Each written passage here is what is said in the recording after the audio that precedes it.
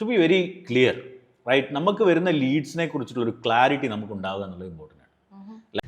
Sales എല്ലാ business ഓണേഴ്സും ഏറ്റവും അധികം ഫോക്കസ്ഡ് ആയിട്ട് ഇരിക്കുന്ന ഒരു മേഖലയാണ് സെയിൽസ്.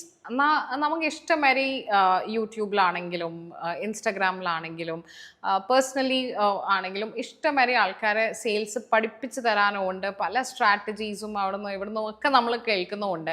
എന്നാൽ രാകേഷ്, നമ്മുടെ ഒരു ഫിലോസഫിയിൽ സെയിൽസ്, ഒരു ബിസിനസ് ഓണർ സെയിൽസിൽ ഏതൊക്കെ കാര്യങ്ങളിലാണ് ഏറ്റവും റെലവെൻ്റ് ആയിട്ടും റീസെൻ്റ് ആയിട്ടും നോക്കിയിട്ടുണ്ടെങ്കിൽ ഏതൊക്കെ കാര്യങ്ങൾ ശ്രദ്ധിച്ചാലാണ് ഒന്നും കൂടി ഒന്ന് എഫിഷ്യൻ്റ് ആയിട്ട് നമുക്ക് സെയിൽസ് പ്രോസസ്സ് ഒന്ന് സ്ട്രീം ലൈൻ ചെയ്യാൻ പറ്റുക? Let it be any business. ഏത് ബിസിനസ്സിലാണെങ്കിലും നമുക്കറിയാം, നമ്മളൊരു ലീഡ് ജനറേഷന് we are spending money, right? ആ ലീഡ് ജനറേഷൻ നമുക്ക് കിട്ടുന്ന ലീഡ്സ് ഉണ്ട്. എല്ലാവർക്കും അറിയാം, ഈ എല്ലാ ലീഡ്സും നമുക്ക് സെയിൽസ് ആയിട്ട് കൺവേർട്ട് ചെയ്യാൻ പറ്റിക്കോളുന്നില്ല.